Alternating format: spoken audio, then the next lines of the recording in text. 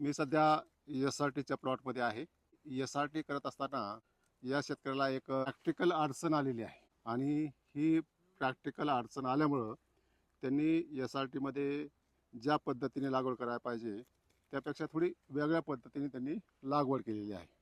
मात्र SRTचं 6वं वर्ष चालू आहे SRTचं आणि 9वं पीक आहे. म्हणजे गेल्या 5 वर्षापासून या शेतकऱ्यानं या शेतामध्ये साधं खुरपंसुद्धा चालवलेलं नाही. म्हणजे कुठलीही मशागत नाही, जमिनीची कुठलीही हलव न करता या शेतकऱ्यानं ही SRT आतापर्यंतची केलेली आहे. त्याला प्रॅक्टिकल अडचण काय होती, कोणकोणती त्यांनी पिकं घेतली, त्यांच्या जमिनीमधला जो सेंद्रिय कर्ब आहे त्यामध्ये कशी वाढ झाली याचीच माहिती आपण आजच्या व्हिडिओमध्ये घेणार आहोत. मी डॉक्टर तुकाराम मोटे, सेवानिवृत्त कृषी सहसंचालक डॉक्टर तुकाराम मोटे या यूट्यूब चॅनलवर मी आपलं स्वागत करत आहे. तुमची जी प्रॅक्टिकल अडचण आहे त्याची तर माहिती आपण घेऊच, परंतु तुम्ही SRT सुरू करण्यापूर्वी आणि SRT केल्यानंतर म्हणजे 6व्या वर्षी जमिनीचं आरोग्य तुमचं सुधारलेलं आहे. तर सेंद्रिय कर्बामध्ये काय फरक पडलाय का? 2019ला जेव्हा मी SRTची सुरुवात केली तर तेव्हा माती परीक्षण केलं होतं. या जमिनीचा सेंद्रिय कर्ब जो होता तो 0.21 होता आणि 2025ला जेव्हा मी त्याचे माती परीक्षण केलं MIT कॉलेजला तेव्हा त्याचा 1% आणि 0.8 एवढा त्याचा सेंद्रिय कर्ब झालेला आहे. म्हणजे 1.08 तुमचा सेंद्रिय कर्ब झालेला आहे. हो. म्हणजे एकदम समृद्ध झाली तुमची. एकदम समृद्ध झाली. आता मी जास्त खत नाही वापरत. बर. मी फक्त एकरी 1 बॅग 10-26 वापरतो आणि नंतर युरिया टाकतो 1 बॅग. बर. एवढ्यावरच माझं पीक पूर्ण येऊन जातं. आता हे 2 बेड मधलं अंतर किती आहे तुमच्या? या 2 बेड मधलं अंतर 4.5 फूट आहे. म्हणजे 5 फूटच धरता येईल, पण मोजला असं तर 57 इंच भरतं ते. बर. 5 फूट 2 बेड मधलं अंतर आहे आणि ह्या 2 रोपातलं अंतर, हे जे मधलं अंतर आहे तर हे रोपातलं अंतर हे 11 ते 12 इंच आहे. बर. म्हणजे 11 भरतं, कधी 12 भरतं. कशाला लागवड केली? ही टोकन यंत्राने लागवड केली. टोकन यंत्राने लागवड केली. हा. बर. आणि ओळीतलं अंतर याच्या 2 ओळीतलं आहे. 2 ओळीतलं अंतर 1 ते 1.5 फुटापर्यंत आहे. Okay okay. म्हणजे एक अंदाजी राहतं ते कधी 1.25 फूट असेल, कधी 1 फूट असेल. यासाठी म्हणलं की पहिलं तत्व त्याचं असं आहे की ते बेडवर घ्यायची पिकं. बेडवरती पिकं. तर ही जी बेडवर पिकं घ्यायची ते कोणती पिकं असू शकतात? हो, कुठली पिकं ती बेडवर घ्यायची. तुम्ही कुठली घेतलेली? मी कापूस घेतला, हरभरा घेतला, गहू घेतला, अजून मका घेतला, परत मका घेतला. असे म्हणजे फेरपालट करत राहिलो. पण ह्या वेळेस आहे ना ही 3ऱ्यांदा मका आली माझी. बर.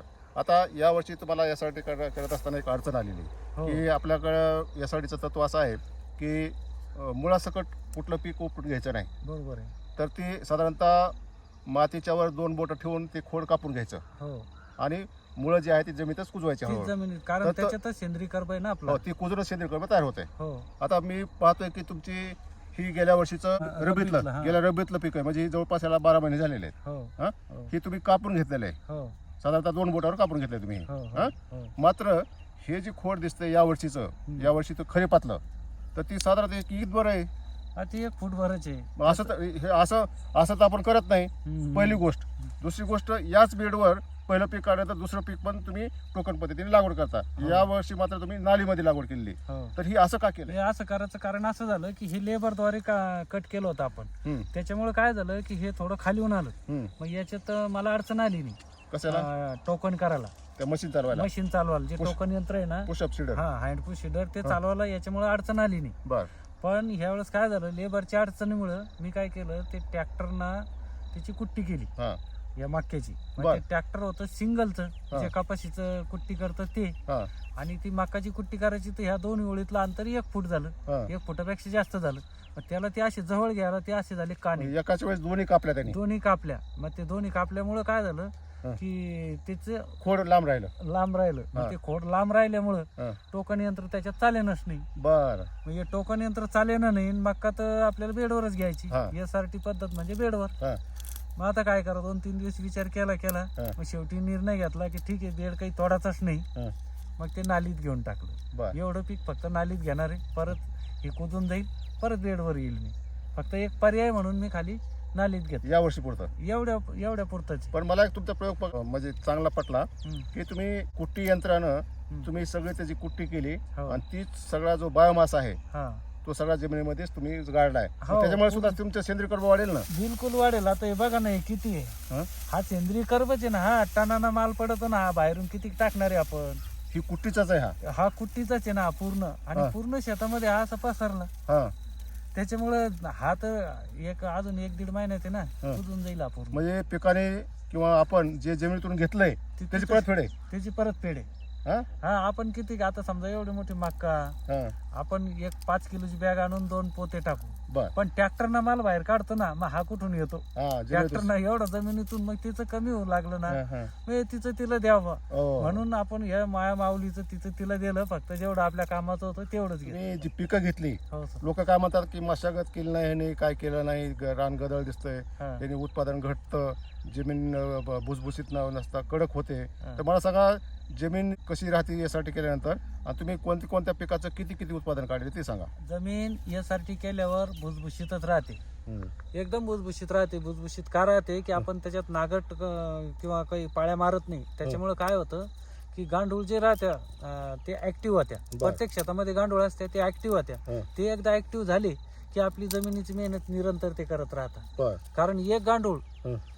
ते एका बिळातून आला तर परत आयुष्यभर त्या बिळात तो जात नाही. तो तर जात नाही, पण दुसराही जात नाही. दुसरंच बिळ पाडतो. हा, हा. त्याच्यामुळे जमीन भुसभुशीत होते. हं, बर. आणि ते गांडोळाची जी विष्ठा राहते ती जमिनीला खत म्हणून आपल्याला ऑटोमॅटिकच मिळते.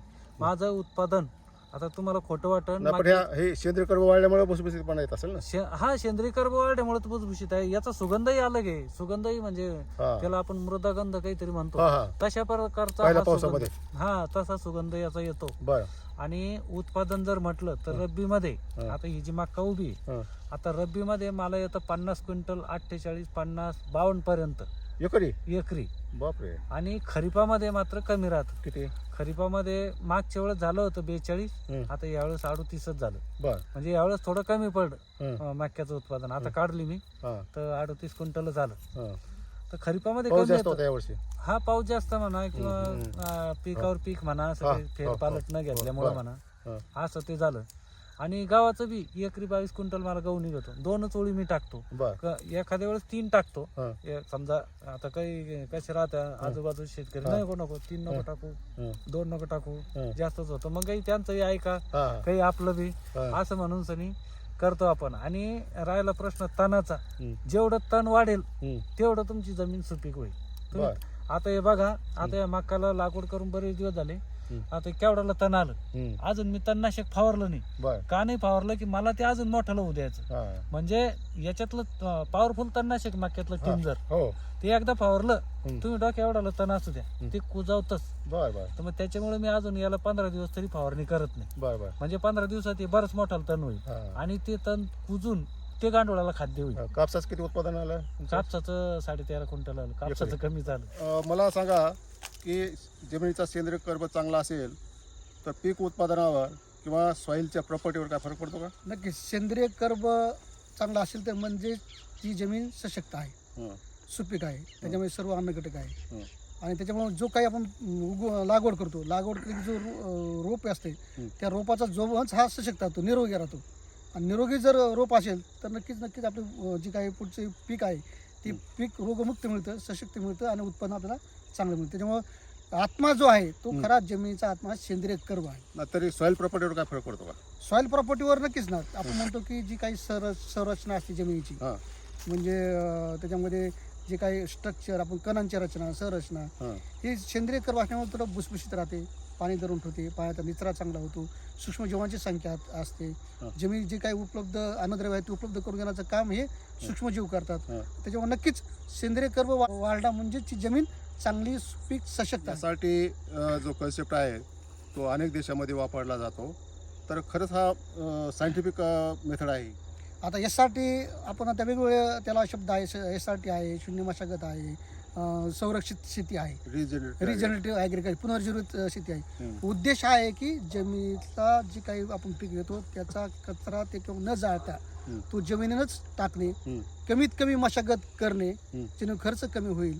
हं. आणि जे काही आपण बाहेरून कीटकनाशकाचा वापर असेल किंवा रासायनिक खताचा तोही वापर कमी करणे, हां असं जर केला तर नक्कीच ही जी काही SRT आहे, शून्य मशागती शेती आहे, त्याचा आपला उत्पादन खर्च तर कमी होतोयच, हं. पण जमिनीची सुपीकता वाढते. जरी उत्पादन जास्त नाही भेटलं परंतु जमिनीची शाश्वतता भविष्यामध्ये जमिनीची सुपीकता शाश्वतता टिकवणं खूप महत्त्वाचं आहे. आणि आपल्याला निरोगी अन्न पाहिजे असेल, सकस आहार पाहिजे असेल तर जमीन सुपीकता असेल तरच आपल्याला सकस आहार मिळणार. भविष्याची ही जी काही शेतीसाठी किंवा शून्य मशागतीने शेती केली तर नक्कीच आपण जमिनीची सुधारणा सुपीकता 100% चांगल्या पद्धतीने राबवू शकतो. आणि जे काही शेतकरी बंधू करत आहेत ते अतिशय त्यांचा म्हणजे मशागतीचा खर्च त्यांचा शून्य आणला आहे. फक्त त्या ठिकाणी ते तणनाशकाचा वापर करतात. फक्त तणनाशकाचा वापर करत असताना अतिशय वापर करू नये, गरजेनुसारच तणनाशकाचा वापर करावा माझं असं आव्हान आहे. आतापर्यंत एकाही शेतकऱ्याचं उत्पादन कमी झालेलं नाही, उलट वाढलेलं आहे. म्हणजे तुमची जमीन सशक्त झाल्यामुळं, समृद्ध झाल्यामुळं आणि दरवर्षी होते त्यामुळं त्यांचा उत्पादन खर्च कमी तर झालेला आहे, परंतु त्यांची उत्पादन क्षमता सुद्धा त्या जमिनीची वाढलेली. इव्हन ज्या पाणथळ चोपण जमिनीत त्याची सुद्धा कंडचर बदललेली, असा शेतकऱ्याचा अनुभव आहे. बरोबर. कारण कसं आहे, जी काही पिकं आहेत, मका असेल, कापूस असेल, तूर असेल, त्या जो काही भुस्सा आहे त्या ठिकाणी तुम्ही गाडा जाते, मुळ्या वगैरे सगळ्या मुळ्या आहेत. त्याच्यामुळे जमिनीची संरचना बदलते, सच्छिद्रता वाढते. पाण्याचं आणि जमिनीची सुपीकता म्हणजे वापसा, म्हणजे त्याच्यामध्ये पाण्याचं आणि हवेचं प्रमाण सच्छिद्रता असल्यामुळं, कणाची संरचना चांगली असल्यामुळं ती चांगली राहते. त्याच्यामुळे जास्त पाऊस जरी पडलं आणि ते बहुतांशी जी काही यासाठी शेतकरी आहेत ते बेड घेतात. बेडचा फायदा, गादी वापराचा फायदा आहे की जास्त पाऊस पडला जी सरी आहे ते सरी मोठं पाणी निघून जातो. आणि कमी जरी पाऊस असेल तर जो काही पाऊस पडतो त्या ठिकाणी मुरतोय आणि जमिनीतील ओलावा टिकवला जातोय. दुसरी गोष्ट मशागत जास्त करत नाहीत. आच्छादन राहत असल्यामुळं यावर्षी बघितलं की आपण जास्त पाऊस होता, परंतु आच्छादनामुळं यासाठी शेतकऱ्यांनी ज्यांनी केली त्या ठिकाणी त्या पिकाला जास्त नुकसान झालं नाही. कारण की जो पाऊस पडला तो त्या ठिकाणी मुरला आणि त्यापासून त्या जे जास्त पाण्यामुळे जे काही नुकसान झालं ते नुकसान कमी प्रमाणात झालं. शास्त्रज्ञ आहेत कृषी विद्यापीठाचे आणि ते पॅथॉलॉजिस्ट आहेत, त्यामुळं ते आणखी चांगलं मत मला देऊ शकतील. तर सर याच्यामध्ये हे 6वं वर्ष आहे यांचं SRTचं आणि त्यांचं सेंद्रिय कर्बाचं जे प्रमाण आहे 0.21 वरून 1.08 पर्यंत गेलेलं आहे. मला सांगा, जमिनीमधलं सेंद्रिय कर्ब वाढल्यामुळं आपल्या जमिनीमध्ये जे उपयुक्त जीवाणू असतात, उपयुक्त बुरशी असतात, याच्यावर काही परिणाम होतो का? नक्कीच. सेंद्रिय कर्ब जे आहे ते जमिनीत असणारे जे उपयुक्त जीवाणू आहेत त्याचं ते खाद्यच असल्यामुळं आणि 6वं वर्ष असल्यामुळं इथलं जे काय बायोटाईप आहे तो एकदम एनरिच झालेला आहे. म्हणजे खूप त्याच्यामध्ये वाढ झालेली होती, वाढ होतेच नाही, तुमची संख्या वाढली, संख्या वाढतो. जोपर्यंत तुम्ही डिस्टर्ब करत नाही, म्हणजे जमीन डिस्टर्ब करत नाही, नांगरणीनं म्हणा किंवा कोळपणीनं म्हणा, जे काय होते की आपण स्टॅटा आपण डिस्टर्ब करतो ना, त्याच्यामुळे काय होतं की तिथला जे बायोटाईम आहे पूर्ण तो सूक्ष्मजीवाचा तो काय होतो की विखरून जातो, डिस्टर्ब होतो. त्याच्यामुळे ज्या जमिनीमध्ये जर सेंद्रिय कर्ब जास्त असेल तर नक्कीच ती जी संख्या आहे ती आपल्याला पाहिजे त्या संख्येपेक्षा जास्त असल्यामुळं हानिकारक जे रोगजंतू असतात त्यापासून पिकाच्या मुळांना संरक्षण होतं त्याचं. त्याच्यानंतर जे क्रिया आहे अन्नद्रव्य उपलब्ध करून देण्याची, अझोटोबॅक्टर असेल किंवा फॉस्फेट सोलबिलायझिंग बॅक्टेरिया असतील जे बॅसिलस मेगाटर्मा वगैरे, तर त्याची संख्या हे प्रचंड प्रमाणात वाढल्यामुळं हे जे अन्नद्रव्य उपलब्ध आहे ते चांगल्या प्रकारे पिकाला होऊ शकते. म्हणजे ऑर्गॅनिक कार्बन म्हणजे सेंद्रिय कर्ब जमिनी जेवढं जास्त तेवढं तुमचे उपयुक्त जीवाणू, उपयुक्त बुरशीची संख्या जास्त. हे बरोबर आहे. आता सध्या काय व्हायला की आता शेतकऱ्याचा ऑर्गॅनिक कार्बन घटत चाललेला आहे आणि त्यामुळे काय प्रॉब्लेम तयार झालेले. त्याच्यामुळे काय झालेलं आहे की आपण जे शेतकरी म्हणतात की आम्हाला शेती परवडत नाही, शेतकरी परवडत नाही काय म्हणतात की आपण जर सगळं टाकतो जमिनीमध्ये, अन्नद्रव्य टाकतो, आपण खत टाकतो, पण ते उपलब्ध ज्या प्रमाणात ते उपलब्ध व्हायला पाहिजे पिकाला ते उपलब्ध न झाल्यामुळं त्या पिकाचे जे आपल्याला अपेक्षित वाढ म्हणा किंवा अपेक्षित उत्पादन आहे ते त्या प्रमाणात आपल्याला भेटत नाही. त्यामुळे जिथं कार्बन चांगलं आहे 1% कार्बन आहे ते मग ते व्यवस्थित आहे, तिथं ते पोषक वातावरण समजतो आपण त्या सगळ्या जीवाणूसाठी. म्हणजे सरांचा सांगण्याचा उद्देश असा आहे की जमिनीमध्ये जे उपयुक्त जीवाणू असतात, बुरशी असतात ते फायदेशीर असतात आणि ज्यावेळेस आपण वरून रासायनिक खत टाकतो आहे त्या स्वरूपात ते रासायनिक खत मुळाला सोसता येत नाही, त्याच्यावर कुठली तरी प्रक्रिया करावी लागते आणि ही प्रक्रिया करण्याचं काम जे आहे ते जमिनीमधले उपयुक्त जीवाणू करत असतात आणि त्यांनी प्रक्रिया केल्यानंतरच ते वरून टाकलेलं खत आहे रासायनिक ते मुळाला सोसता येतं. म्हणजे संख्या जर जास्त असेल तुमची जमिनीमध्ये ह्या उपयुक्त जीवाणूची तर तुमचं खतसुद्धा जास्त प्रमाणात शोषलं जाईल आणि जास्त प्रमाणात खतं शोषल्यानंतर तुम्हाला त्याचा परिणाम उत्पादन वाढीमध्ये होईल, असंच ना? अपिअरन्स मध्ये हा. त्याच्या ह्याच्यामध्ये वाढीमध्ये हम्म. हे ट्रिमंडस बदल त्या ह्याच्यामध्ये दिसतात की जिथं पूर्ण क्षमतेनं कार्बन चांगलं आहे हम्म. आणि जिथं कार्बन चांगलं नाही ते. हम्म. आता कधी कधी काय होतं की ह्याच्यामध्ये सुद्धा काही ह्याच्यामध्ये जमिनीतून पसरणारे जे बुरशी असतात आता काही ह्याच्यामध्ये आपल्याकडे आता मक्यामध्ये प्रॉब्लेम येऊ लागलेत, हा. मरीचे वगैरे प्रमाण. हा. तर ते कशामुळे येऊ लागलेत की आपण मक्यावर मक्या बरेच शेतकरी घेतात, फेरपालट करत फेरपालट करत नसल्यामुळे काय होते की आता हे जे हानिकारक बुरशी जे आहेत नाही. तर त्या ठिकाणी जर वाढल्या तर मग आपल्याला काय होतं की थोडंसं त्रास होतो, मर लागण्याचं प्रमाण वाढते कधी. विद्यापीठाचं सांगणं आहे आणि SRT मध्ये सुद्धा तत्व आहे की पिकावर पिकं घेऊ नका, पिकाचा फेरपालट करा. हे जुनंच तत्व आहे. जर तुम्ही तेच पिकं घेतली तर रोग किडी वाढणारच आहे इथं, असंच ना? हा.